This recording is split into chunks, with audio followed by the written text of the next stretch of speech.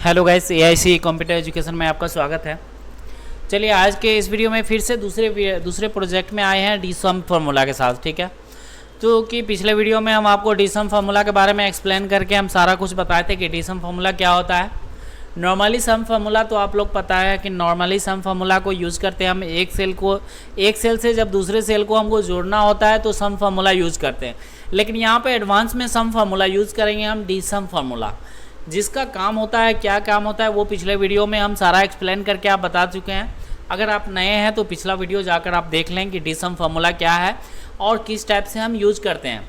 डीसम यहाँ पे भी हम बता दे रहे हैं कि डीसम फार्मूला हम किस लिए यूज़ करते हैं। डीसम फार्मूला हम यूज़ करेंगे एग्जाम्पल के तौर पे, जैसे सम इफ फार्मूला। अगर पिछले वीडियो में आप अगर शुरू से वीडियो एक्सेल का देख रहे हैं तो आपको पता होगा कि सम इफ फार्मूला किस काम में आता है। सेम टू सेम डीसम फार्मूला भी उसी काम में आता है। जैसे सम इफ फार्मूला से हम क्या करते हैं, किसी भी नेम के हिसाब से उसका डाटा को फाइंड कर देते हैं। इसी टाइप से यहाँ पे डीसम फार्मूला से बहुत ही आसानी से हम किसी भी चीज़ का क्वांटिटी, हम पिछले वीडियो में हम डीसम फार्मूला यूज करके दिखाए थे जो कि स्टॉकिस था मेरा।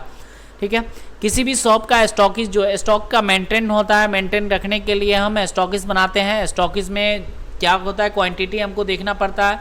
अब यहाँ पे हम दूसरे प्रोजेक्ट में आए हैं जो कि एचपी वर्ल्ड कंप्यूटर शॉप है, जो कि यहाँ पे कंप्यूटर का एक शॉप है। यहाँ पे सेल्स रिपोर्ट है, 23-24 का सेल्स रिपोर्ट दिया गया। यहाँ पे क्राइटेरिया देखेंगे, हेडिंग जो है, हेडिंग है आपका मंथ है, उसके बाद नेम है, उसके बाद डिजिग्नेशन है, उसके बाद स्टेट है, मॉडल लैपटॉप है, रेट है, क्वांटिटी है, सेल्स है। अब यहाँ पे देखेंगे कि एडवांस में हम डीसम फार्मूला से भी हम आप यहाँ पे किसी भी नेम से हम पूरा सेल रिपोर्ट निकाल सकते हैं यहाँ पे डीसम फार्मूला से। ठीक है, यहाँ पे फार्मूला थोड़ा हट के है, थोड़ा अलग यूनिक से है और क्राइटेरिया भी अलग मांगेगा। और यहाँ पे कुछ फार्मूला जो है, यहाँ पे फार्मूला का जो भी एक्सप्लेन है यहाँ पे थोड़ा हट के है। ठीक है, जैसे समीप में रहता है, समीप में आसानी से आप फार्मूला लगा सकते हैं, लेकिन यहाँ पे डीसम में थोड़ा सा यूनिक है, तो इसलिए हम डीसम को फार्मूला को दूसरे प्रोजेक्ट में हम लेके आए हैं, सेल्स रिपोर्ट के प्रोजेक्ट में। अब यहाँ पे अगर आपसे बोला जाए कि अमित नाम का जो लड़का है, अमित नाम का बंदा जो है वो पूरा 23 और 24 ईयर में वो टोटल सेल कितना किया है, उसका सेल रिपोर्ट निकाल के दिखा दें। तो यहाँ पे अगर आपको सम इफ का फार्मूला पता है तो सम इफ डायरेक्ट आप क्या करेंगे, सम इफ का फार्मूला लगाएंगे। लेकिन उससे भी आसानी से आप डीसम का फार्मूला लगा के यूज कर सकते हैं। तो चलिए, डीसम फार्मूला लगाने के लिए सबसे पहले यहाँ पे हम दो क्राइटेरिया दिए हैं।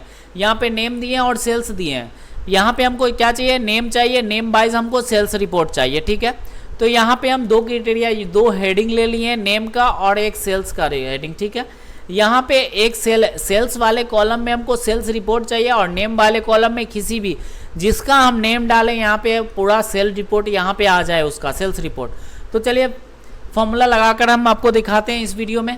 तो फॉर्मूला लगाएंगे डीसम का इक्वल टू DSUM सम लगाएंगे। डीसम फॉर्मूला जैसे ही लगाएंगे ऑटोमेटिक यहाँ पे फॉर्मूला आ जाएगा। उसके बाद ओपन ब्रैकेट देंगे।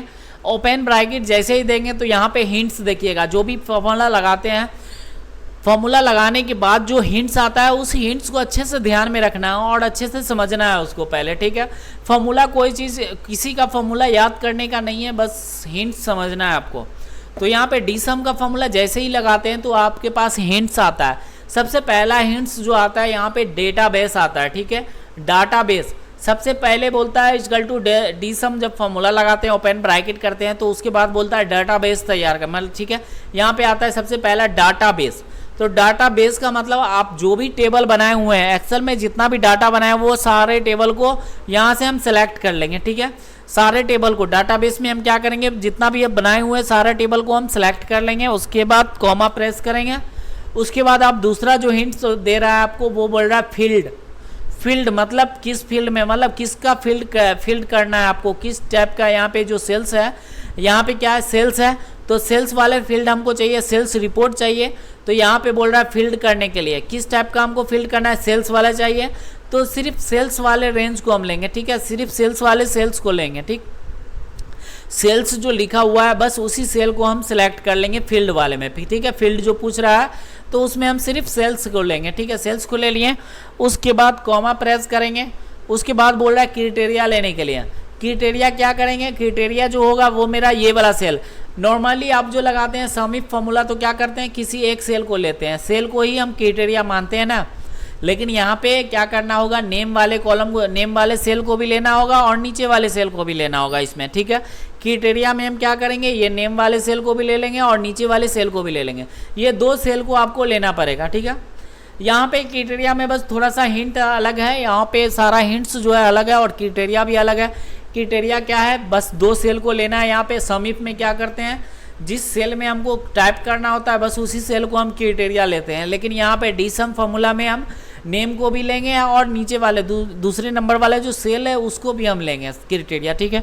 उसके बाद क्लोज ब्रैकेट करेंगे, प्रेस इंटर, जैसे ही प्रेस इंटर करेंगे यहाँ पे टोटल सेल आ जाएगा आपका। ये अभी जो टोटल सेल आया ये आपका पूरा टोटल सेल आया, ठीक है। टोटल सेल को हम सम करके देख ले रहे हैं कितना आ रहा है, तो यहाँ पे देखिए जितना यहाँ पे आ रहा है वो उतना यहाँ पे भी सेल आ रहा है।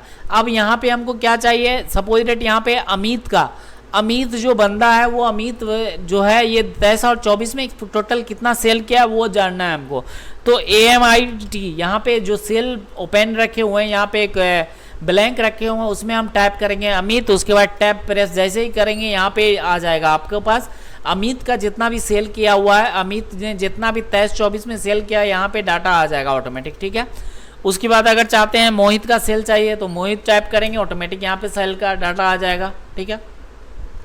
उसके बाद किसी भी डाटा, जो भी नाम आपको सर्च करना है इस डाटा में रहना चाहिए।